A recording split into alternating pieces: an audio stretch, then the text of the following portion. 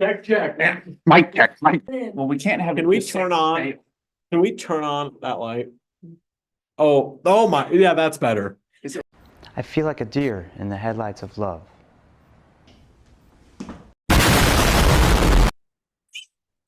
Welcome. This is History Group Week 13, I think, and I finally got Daniel on, as you guys have been requesting. Daniel is a studier of politics, but I'll let him explain more. He's in the process of doing this right now. Yes. Thank you, Maddie, for having me on week 13, this prestigious episode. I think this is going to really take this podcast in new directions. It's not a podcast. It's a history lecture series. Get it right. Okay. I apologize. It's okay. So every day I walk in the shadows of Maddie's greatness. That's right. I am a fellow BH student. That's right. I study political science. Maddie is more history focused. History. Yes. Yes. As you know. As you know. It's History Group. But you didn't know me. You didn't know until Daniel. now. So my last name has Norwegian origins. Don't tell him your last name. So my name is Daniel. I study political science. I am mostly interested in American politics and public policy. Well, that's great, Daniel. Speaking of American politics, what a great week for you to show up. Technical difficulty.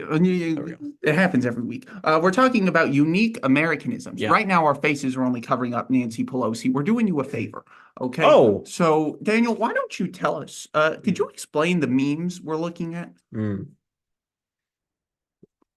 So on the left, you see Patrick Starr. Yes. A character on Great American. the famous television show SpongeBob SquarePants. Yes. And in the meme, it says, "Let's work together." And of course, he has a puzzled face. The funny thing is that Americans don't like working together. But Daniel, that's not funny.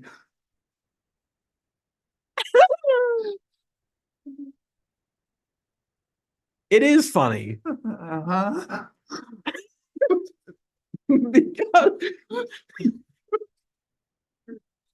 So anyways, gridlock in the Congress between the two major parties. Name them. Oh, me? Yeah. Republicans and Democrats. Yes. They don't like each other. And especially since the 90s, they have not worked well together. I was born in the 90s. What year? 98. 98. Famous year. That was a midterm election. That was, the year they did midterms. Yes. Well, let's get started. G'day there. As an outsider, I have a unique perspective from which to view America. As an American friend said to me, sometimes it takes someone on the outside to remind us what we're like on the inside. I'm an Australian, you might have already guessed that, and I love my home country, and I am proud that my nation has long been a reliable American ally. But I know that Australia is not America, and that my country has not achieved what America has achieved. No country in human history has. What makes America different? There are many answers, but start with one you might not have thought of. Most people think America is all about success. I see it a little differently. I think America is all about failing. Most people in the world don't get the chance to fail, but Americans take it for granted. Only Americans say, if at first you don't succeed, try again. There's even an academic study to prove this. According to a study by Harvard Business School professor Stephen Rogers, most entrepreneurs fail 4 times before they succeed. Success takes timing and hard work, some good luck, many other factors. But to succeed, you must be given the chance to fail, and you must accept responsibility if you do. I love that about Americans. At their best, they don't blame others. They learn from their mistakes and do better the next time. And in America, there's almost always a next time. Nowhere else are you as free to take entrepreneurial risks. Talk to someone who has tried to start a small business in Germany or Brazil, and you'll see what I mean. From the outside looking in, I can only admire this. And I'm not the only one. Just take a look at the CEOs of major Silicon Valley companies. You will see the names of entrepreneurs from all over the world: India, Pakistan, Russia, Israel, you name the country. Why did they come to America to innovate? Because there's a lot of money here? Yes, of course, that's part of it. But there's a lot of money in London and Berlin and Tokyo as well. They came to America because America gave them the chance to fail, and therefore the best chance in the world to succeed. And the rest of the world can thank their lucky stars for America's economic success. Not only is America by far the world's largest economy, it is also the world's largest consumer. And the world's economy depends on being able to sell to America. It would also be perfectly natural for Americans to want to keep all this wealth to themselves, but they don't. Just the opposite, in fact. America has been the most selfless nation in the history of the world. Yet another way in which America is different. What other nation fights for the freedom of others? In Europe, in 2 world wars, in Korea, in Vietnam, and yes, in Iraq. In all those wars, America had very little or nothing to gain economically. Whenever there is a humanitarian crisis anywhere in the world, Haiti after a hurricane, Indonesia after a tsunami, who is the first to rush aid to these places? No matter where the calamity is, at home or abroad, Americans invariably raise millions of dollars almost instantly to send food and clothing and supplies to people in distress they don't know and will never meet. Who else does that? I love that America is different. What worries me about America is that I see her increasingly trying to act like other nations. It worries me to see that so many Americans are drawn to the ossified ideas of Europe. That's the old world. It was old in 1776 even, when America broke away from it. Why would America want to reverse its own revolution? Why would Americans want to follow the economic and social model of a continent that they can see is failing economically and socially? Do Americans really want to emulate France or Greece? It worries me to see so many Americans wallowing in victim status, blaming outside forces for their predicament, rather than accepting responsibility and seeking to improve themselves. It worries me to see American schools debasing America's own glorious history. It worries me to see America's debt and government grow larger while its military and its personal freedoms shrink. It worries me because a weak, self-doubting America is bad for everyone, everywhere, who loves freedom. But these worries never last long, because each time I visit America, I encounter a people who are confident, competitive, courageous, faithful, idealistic, innovative, inspirational, charitable, and optimistic. It's like no other place in the world. I pray it stays that way. Can you say why America is the greatest country in the world? Diversity and opportunity. Lewis? Freedom and freedom. So let's keep it that way. Will? The New York Jets. No, I'm going to hold you to an answer on that. What makes America the greatest country in the world? Well, Lewis and Sharon said it. Diversity and opportunity and freedom and freedom.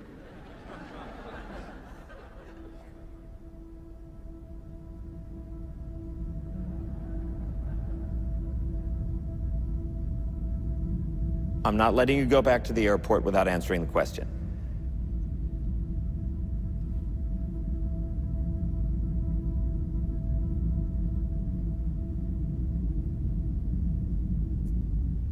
Well, our Constitution is a masterpiece. James Madison was a genius. The Declaration of Independence is, for me, the single greatest piece of American writing. You don't look satisfied. One's a set of laws and the other's a declaration of war. I want a human moment from you. What about the people? Why is America Not the greatest country in the world, Professor. That's my answer. You're saying Yes. Let's talk about Fine. Sharon, the NEA is a loser. Yeah, it accounts for a penny out of our paycheck, but he gets to hit you with it anytime he wants. It doesn't cost money. It costs votes. It costs airtime and column inches. You know why people don't like liberals? Because they lose. If liberals are so fucking smart, how come they lose so goddamn always? Hey, and with a straight face, you're going to tell students that America is so star-spangled awesome that we're the only ones in the world who have freedom? Canada has freedom. Japan has freedom. The UK, France, Italy, Germany, Spain, Australia, Belgium has freedom. So 207 sovereign states in the world, like 180 of them have freedom. All right. And yeah, you, sorority girl. Just in case you accidentally wander into a voting booth one day, There's some things you should know, and one of them is there is absolutely no evidence to support the statement that we're the greatest country in the world. We're 7th in literacy, 27th in math, 22nd in science, 49th in life expectancy, 178th in infant mortality, 3rd in median household income, number 4 in labor force, and number 4 in exports. We lead the world in only 3 categories: number of incarcerated citizens per capita, number of adults who believe angels are real, and defense spending, where we spend more than the next 26 countries combined, 25 of whom are allies. Now, none of this is the fault of a 20-year-old college student, but you nonetheless are, without a doubt, a member of the worst generation ever. So when you ask what makes us the greatest country in the world, I don't know what the fuck you're talking about. Yosemite? Okay, but real quick, can we explain what makes America unique? Oh, yeah.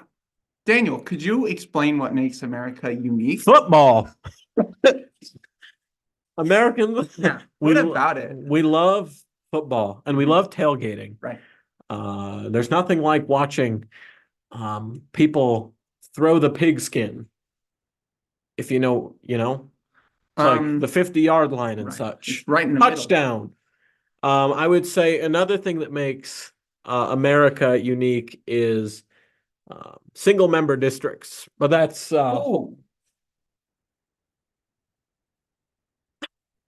All right. we don't like proportional representation. Okay. What else? Fast food.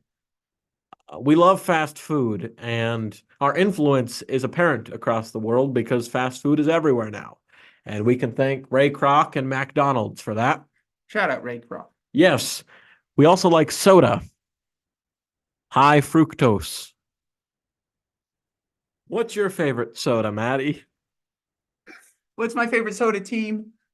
Dr. Pepper. Dr. Pepper. Moving on. Guys, Yosemite is quite amazing. It really contributes to Yosemite existing.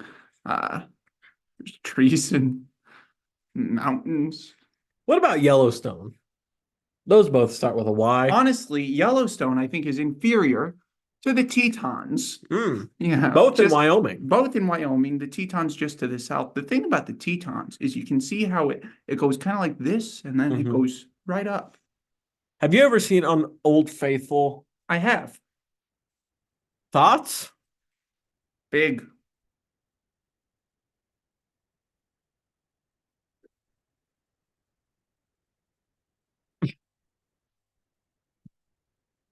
What did you think about it?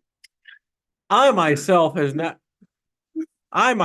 have never been to any of the national parks we have discussed so far. Wow. But I do know that Yellowstone is big. Well, let's look at our next, it's not a national park, but it's one of the most beautiful places in America. Lubbock, Texas. Well, Lubbock is famous for being extremely dangerous. Okay, in this photo, you can see some of our most unique and sophisticated housing complexes. The tall building next to our faces is the NTS building. You can see where the bricks change color is where the tornado of 1970 hit it. What is NTS? On the left side of the screen, you see Lubbock National Bank.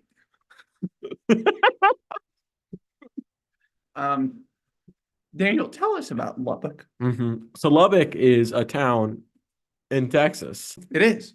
I used to live there. With a population of some people, and square mile radius of some miles. It's about 8 units 8 units wide. for sure. So another thing that makes America unique is superheroes. Captain America, anybody? Daniel, what's your favorite superhero? I'm really partial to Batman. So another thing that makes America unique is Superman. Superman came to Earth as a small child, and he landed in the great American state of Texas. wrong. He actually landed in Kansas, as Right. far as I'm aware. Because he's a relative of Dorothy. He might be. You never know. Have you ever seen The Wizard of Oz? I haven't. Eh.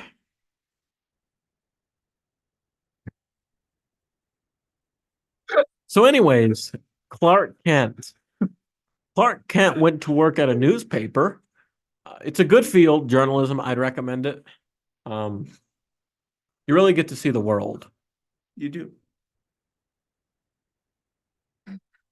Well, let's hear a word from our sponsors, Lubbock National Bank.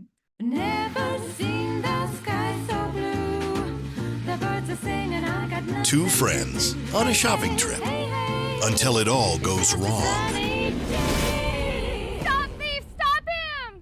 Let him go. What? He has your wallet and all of your credit cards. It's okay. I have the new mobile app from LNB. I can deactivate my debit card right now. Lubbock National Bank introduces the new LNB mobile app. Simply deactivate the card on your smartphone. Now I get to get a new purse.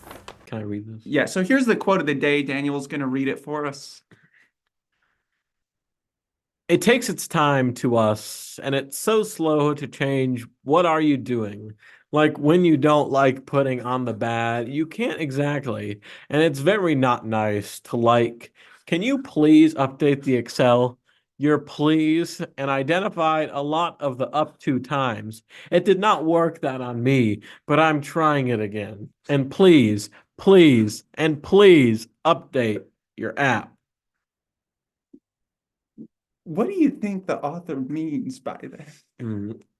It's really frustrating when Excel sheets just aren't updated and they don't include adequate info. I remember one time at one of my previous jobs, I was in charge of an Excel spreadsheet used for tracking different documents. Wow. Moving on. Here. This is the meme of the day.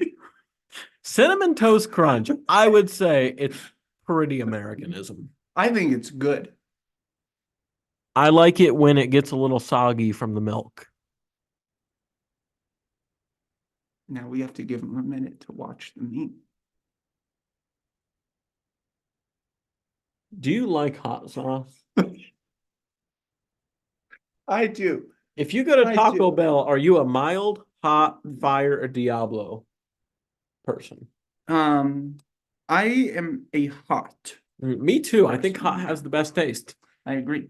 Diablo tastes not good. No, it's too much. I thought of another American unique. All Rush right. Limbaugh. Why?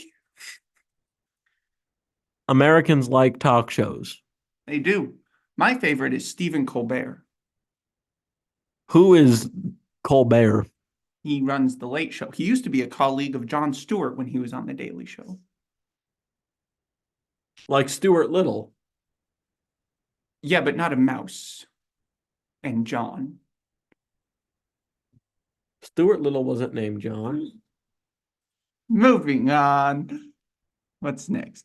How the government works. So, Daniel, we know there's a government. Or is there? Yep.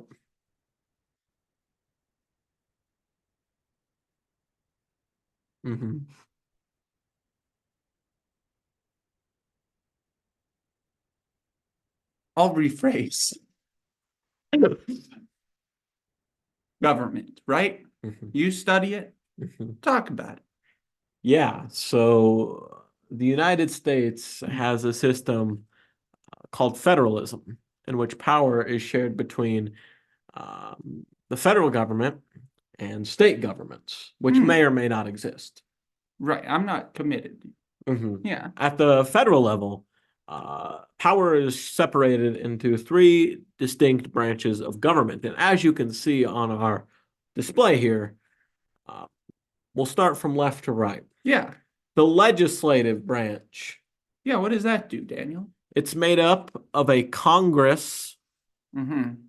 that is bicameral, and the two camerals are the Senate and the House. So now that we know the legislative is made out of camels, who's in charge of feeding them? So that would be Nancy Pelosi. No, let me rephrase it. Okay. So that would be the president, which at this current hour, Yeah. is President Joseph Robinette Biden. Shout out the middle name Robinette. Shout out Robinette for sure. So this Robin, what does she do? What's her job? Yeah, she flies to the legislative branch. Okay. And she feeds the camels. Now, the camels are not all one camel. They're distinct camels. I see. You're talking about Plato's forms. No. Oh, so in the House, there are 435 camels. Okay. In the Senate, there are 100 camels. Okay. And Now, how do I become the next one? What branch are you interested in? Well, I want to be one of the camels. So you have to be of a certain age as a camel to be a member of both houses. I see. Now, the House requires its camels to be 25 years of age. I qualify. Tell me more. The Senate requires 30 years of experience. I don't have that. I'll never be a senator. I think it's ridiculous how they force you to be 30 when you're born, when most people are 0 to start. You know, for the longest time, I thought when I was born, I was 1.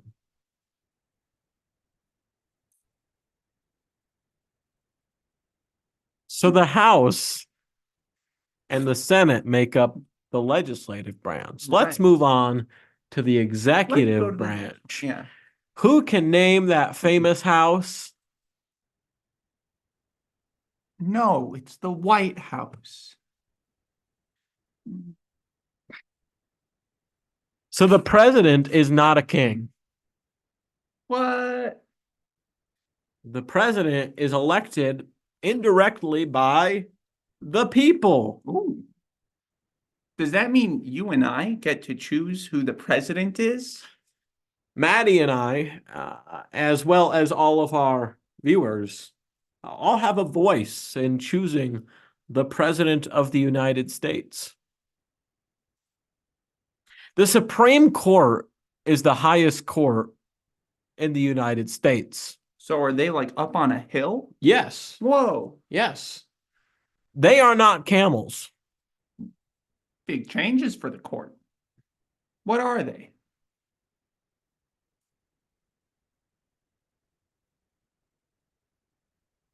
They wear robes, and you're not allowed to record their conversations. So some might say the Illuminati. The Illuminati. That's what I was just thinking. So this camel farm, the president and the Illuminati, do they work together or do they take turns? Well, ideally, they work together. I see. And ideally, they all check each other. So the president has to make sure the camels aren't taking up all of the resources. They're not drinking all the water and they're not eating all the food. I see. And at that same time, the Illuminati make sure the president isn't trying to destroy the country. And then the Illuminati? The Illuminati is the most powerful branch of government in the 21st century. They virtually have no checks. And how is this unique to America? Yes. So when the Constitution was written in 1787, wow, that was a long time ago. It sure was. It was so long ago, I don't even remember. Who ruled Great Britain in 1787? The people. No, Oh, it was mostly ruled by King George III and Parliament. King George III was actually born 2 months premature. Did you know that? I did not know that. That would Yeah. explain a lot, though. Oh, How did you know that? I read. I don't. Oh, How's reading? it's difficult. Some of the words get really big. Why read? What? Why read? Reading is good for when you have to read because it helps with your reading skills. I agree. Maybe I should start doing that. So anyways, many countries at the time the Constitution was written were ruled by monarchs. And the The idea... butterfly? No. The people with the fancy crowns. Oh, wow. And these were mostly hereditary monarchs. And so the American Constitution is unique in the sense that it was part of this initial phase of more democratic means, right along with the French Revolution. So how is it that in our revolution, we got the Constitution, but in the French Revolution, they didn't evolve into Americans? They evolved into Napoleons. Wow. All right, moving on. Whoa. Daniel, have you heard of geography? Yes, I have, Maddie. What are we looking at? We are looking at a map of the United States of America. Why are they different colors, though? This is a relatively new phenomena. Beginning in the 1980s, red became associated with the Grand Old Party, and blue became associated with the Democrat Party. Now let's get into the origins of those names. In the 1800s, a man named Thomas Jefferson, we know him? I've heard of him. Yes, he wrote the Declaration of Independence. And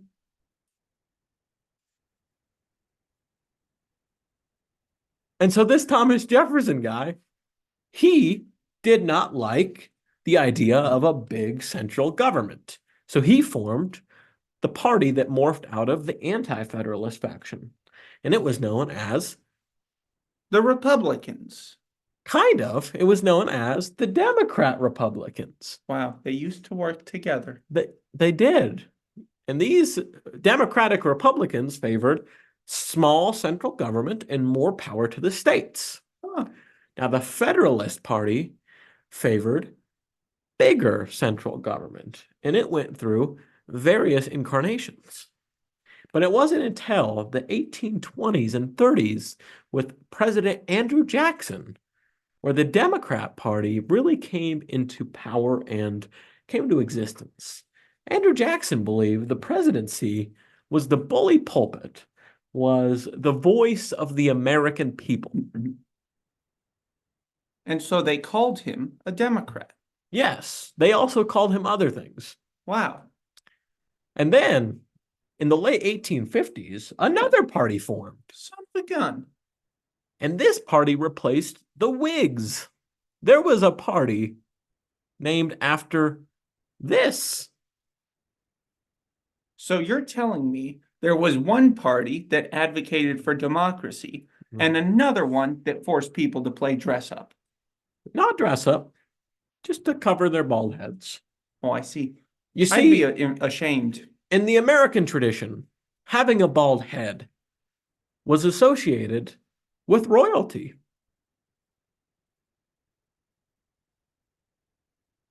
So Abraham Lincoln was a Republican. Is that because with the bald head, the crown could come out easier, but with hair, it would meet resistance and not show up? Yes. Have you ever seen the SpongeBob movie?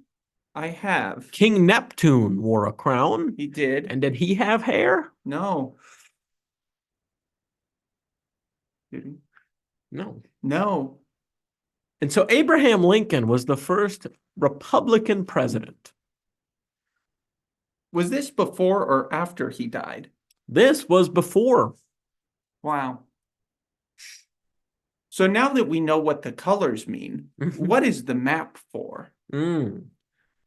So this particular map Yeah. is demonstrating the results of the 2000 election. That was 24 years ago. But I thought we just counted up the votes. Now, what you are referring to is a popular vote. Right. Makes sense to me. Most votes wins. But via the Constitution, we do not elect our president by popular vote. Say psych. No cap. This whole time, I thought I was voting for president. You're indirectly voting for president. Oh, I'm back in. So each state gets a certain number of electoral votes. I see. Each state has to have a minimum of 3. Which states do you notice only have 3? So Texas for sure has more than 3. You're from there. That's where I used to be. Are you still registered to vote there? No, I'm registered to vote in South Dakota. Have been for several years. Where do you vote? Currently in South Dakota. So it looks like you and I both voted for the red team in 2000. Now that's not necessarily correct. Oh. Because the states are winner take all. So even if 49% of a state votes for a Democrat, but 51% vote for a Republican, that state goes all to Republicans. Huh. And so with this election in particular, what we had was the red team win. Yes. Because they were able to capture more space. Right? Kind of. I see. So this election was a contest between Republican George Bush, son of George H.W. Bush. Wow. And Al Gore.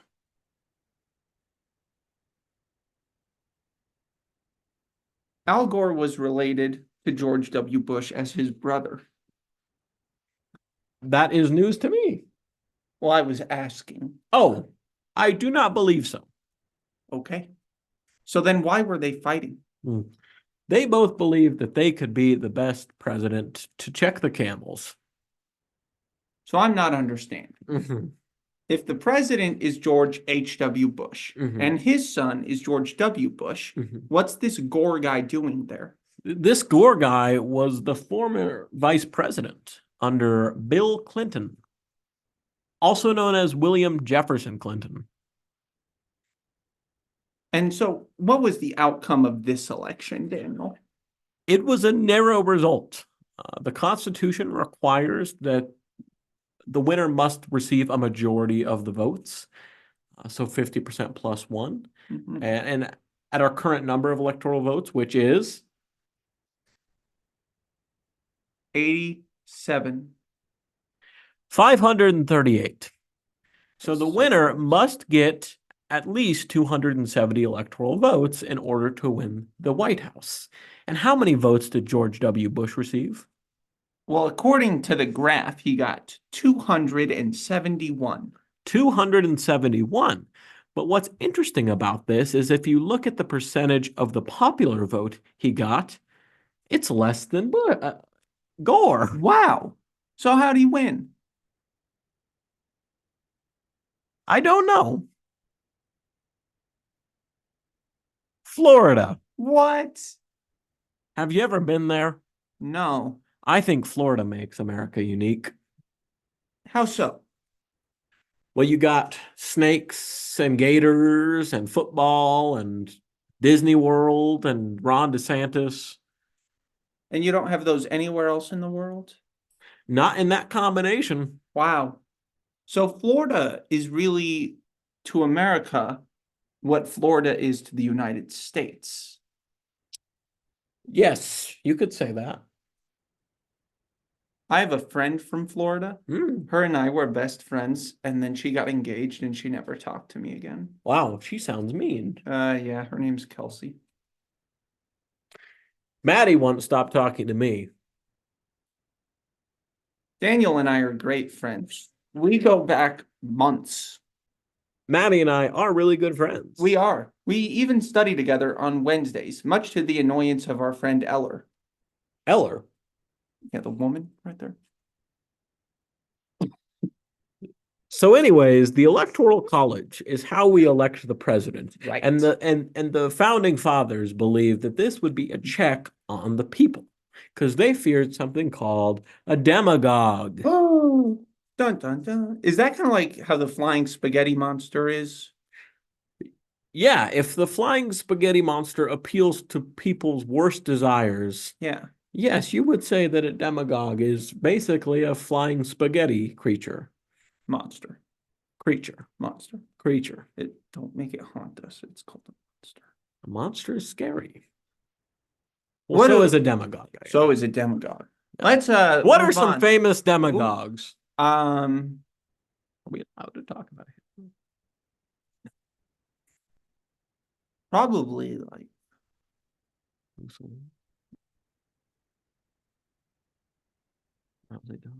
mouse Fairbank. They don't know about Stalin. it. Stalin's awful.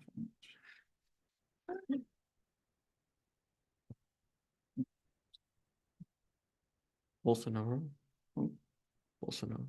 Yeah, let's talk about him. Bolsonaro. Bolsonaro. He was all, I'm a demagogue. And I was like, whoa. Yeah, it was a joke. I'm not going to answer. No, you have a call. No, it's okay. I'll call. Who is it? It's my dad. You don't have your dad's number saved? Well, I do, but just not on my iPad. Why don't you call him? Oh, anyways. Daniel missed a call, but they'll leave a message. Next slide. Yeah, let's see what else we got. Oh, I feel like we kind of have talked about this already. But I think we need to talk about it more. Yeah, why? How is this unique to America? So we like to refer to America as democracy, yeah? Right. Typically, when compared to other democracies, especially those in Western Europe, America is less democratic because we offer very few choices. And typically, because of that winner-take-all system we were talking about, where you just need more votes than another, only one candidate wins, right? And the losing candidate gets no representation. So we have two parties.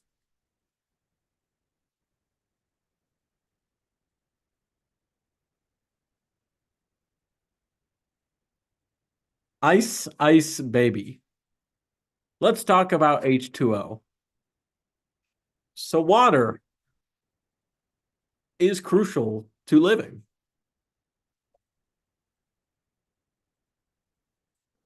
So when I made this slide, I was mainly referring to how in other countries you have to pay for water and they don't put ice in your drinks. But in America, water is typically complimentary and there's always ice in it. Is there a cultural divide? This is something I am not well educated enough to give a take on. Well, let me I would say one is superior. let me refresh your memory. Ice makes the water cold. Yeah. Anyways, now that you know about it. Well, I would say one is superior. Uh-huh. No one should have to pay for water. It should be a basic principle that when you go out to get a burger with your buddies, you get a free water. And some ice if you so wish. I personally typically prefer my water to have no ice. Go ahead.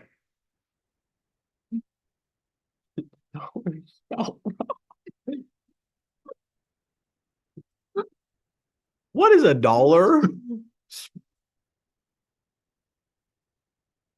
Daniel, explain money. So money is the concept we use as a means of exchange, right? If Maddie has yogurt dipped pretzels, One of them. it's assumed that they have some value, right? And I attribute some value because I want these. Right. Yeah. And so money is used as a simplified method in which I can exchange this yogurt pretzel for an amount of money. Now, what would you charge for this? I want 2 cup sleeves for 1 pretzel. Now, this is not necessarily a means of exchange on the international system. Oh, no.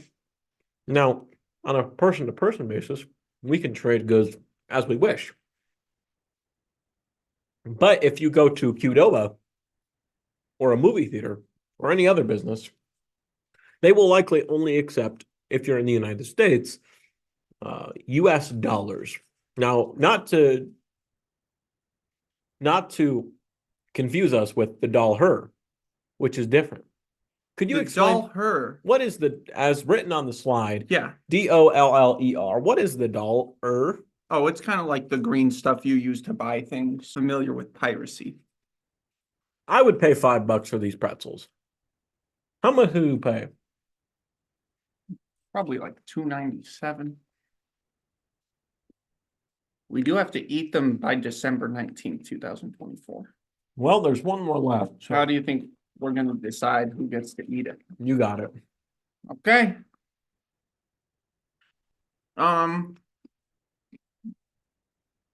You know any good jokes? Is this last slide? I have no idea.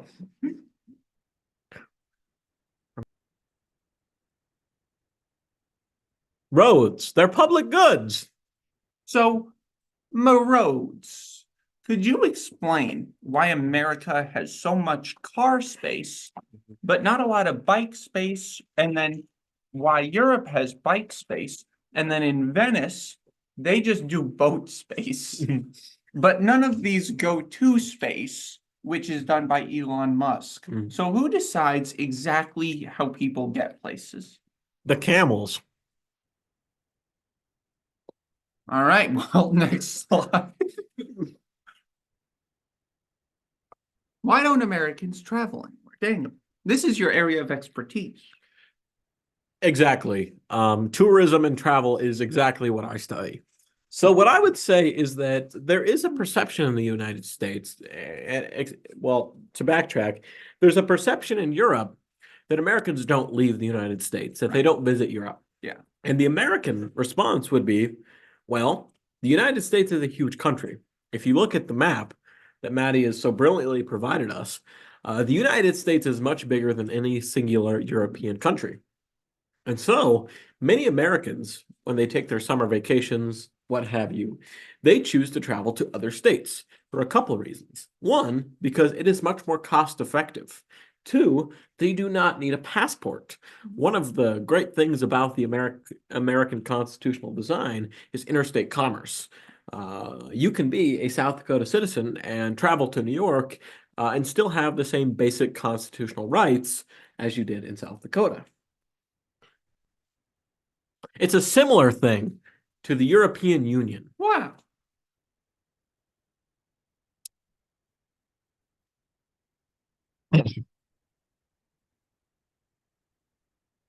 I want to visit Kentucky again. I really liked my experience there. They have good sweet tea and friendly people. This one time I was in Utah and I was filling my car up with gas at a gas station, and this homeless couple pulls up on their bikes, right? And they stop like 15 feet in front of my car. They throw their bikes down and they start getting into this argument, right? And it lasts until my car is like filled up with gas. So click goes. But I'm standing there and I'm like, well, I gotta watch this thing out. So I pretend I'm still pumping gas. And the guy in the couple, he goes, "That's it, we're done." And he throws down their little bindle of stuff. They sort out their different things. And then they got on their bikes and they rode separate ways. That's a true story. You don't get that kind of story in Europe. That's an American love story.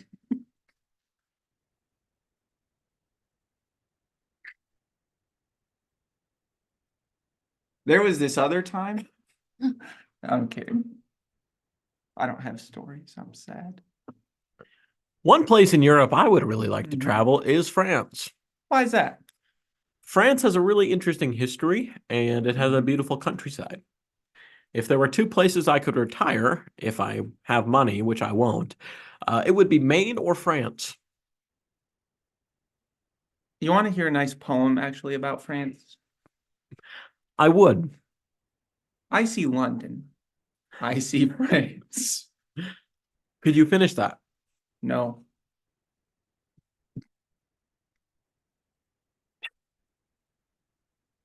Can I do like a monologue that just rambles here for a little bit? The screen is yours. On here. I gotta have my partner. That's right. In 2008, the United States experienced what is now known as the Great Recession. What? The, I was there. the economy collapsed. My hairline's receding still? Yes, and it's why many Americans' hairlines are receding. Wow. Because of the 2008s. The 2008 financial crisis resulted in billions and billions of dollars being stolen from American families and American small communities. I'm an American family. How much money did I lose? Timothy Geithner was the Secretary of the Treasurer when he took office in 2009. And he said that in order to save Main Street, we had to save Wall Street. Maddie, could you explain what he meant by that? So when Al Qaeda attacked us, that left a gaping wound in the economy because now we had to pay for Al Qaeda to not attack us anymore. And this was known as the War on Terror. Right. And so because of that, and because we quarter the troops, that eliminated the housing market for the Americas because the Al Qaeda's had to live in the suburbs. So then there was no more houses and nobody because of the economy and they couldn't afford it. So the banks and they had the houses to give, but there weren't houses and they didn't have the money. So they started to give them the money for the houses, but they didn't have the houses. So then because of the houses and there wasn't any and the money, there wasn't any more. And that is one theory. An additional theory has to do with something called a subprime mortgage. Now, what are we talking about here?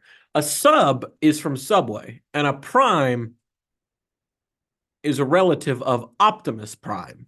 So shoved together, it's a Subway sandwich that transforms into a house.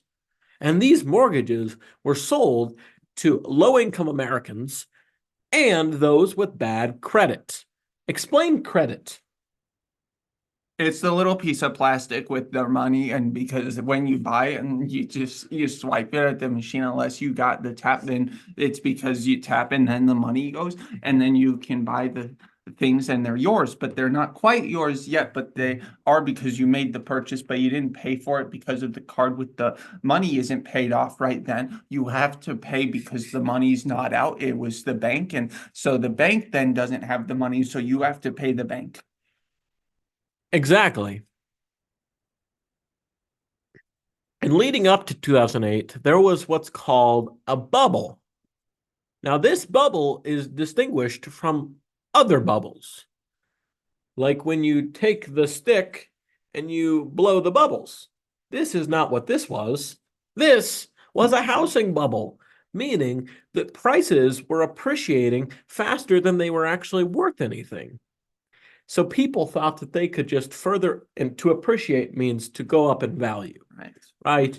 And so housing prices continued to rise, and that was built on artificial demand because they were just selling them to anyone who wanted them, regardless if they had the money to pay. Now, Maddie, I have a question for you. Yeah. If you were selling products, right, and you were selling them to everybody, yeah, would you sell them to people who were likely not going to pay you back for them? So when I sell because the money, and when I sell because I don't need it anymore, and then I gotta have it because the money needs to be gotten to me. So the people that are gonna take it and then they're gonna pay me, but I need to make sure that they pay me because I don't have the money, I just have the thing, but then I get rid of the thing. So they have to be able to pay me. She's exactly correct. So what happened is that all of these big banks had lent loans to people who did not have money to pay those loans. So what happened?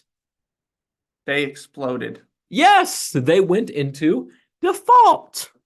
And this is strictly American uniqueness.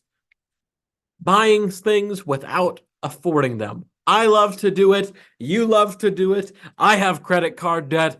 I love using credit cards. I like going to the mall and buying stuff without being able to afford it. It's the American dream. So in conclusion, I would really just like to express my gratitude to my dear friend and colleague for inviting me on. And if this is successful, I would love to be back next week. So Daniel's going to be back next because we have another thing, but that'll be next week. And I don't really, have it because that's next week's problem and not this. So I'm going to make a group for next week, and we're going to do history, and we're going to see who's going to be on that one. And Daniel's might be on that one because we go to school together. And that's just about it. Did I miss anything, Daniel? Perhaps we could talk about Napoleon's height. I think we're out of time. Join us next week for Daniel.